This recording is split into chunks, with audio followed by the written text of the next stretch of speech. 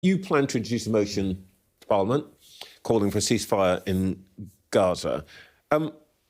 It's not going to pass because Tories and Labour won't vote for it. Is this just a ruse to embarrass the Labour leadership?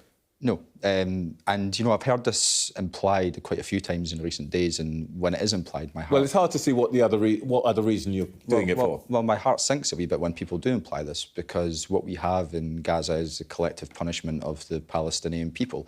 I'm sure everyone watching is aware of the stories which have emanated from Gaza in recent weeks, the fact that there is no food, there's no water, there's no medicine, there's no fuel. And of course, just yesterday we were reading about the fact that babies in ICU units are dying because they don't have access to oxygen.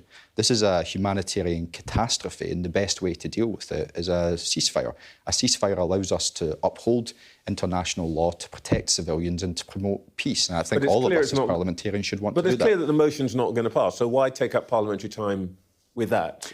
So it's been a significant number of weeks now since October the 7th, and the House of Commons hasn't had a vote in relation to the UK government's strategy on this matter. Now, I don't support humanitarian pauses because I think they pose more questions than they do provide answers.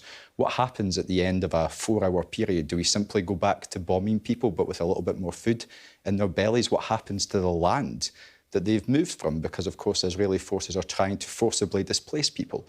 And are they going to get that land back? And certainly given what's happening in the West Bank at this moment in time with a very aggressive settler movement, which, as I understand it, is against international law, a lot of us are concerned about that.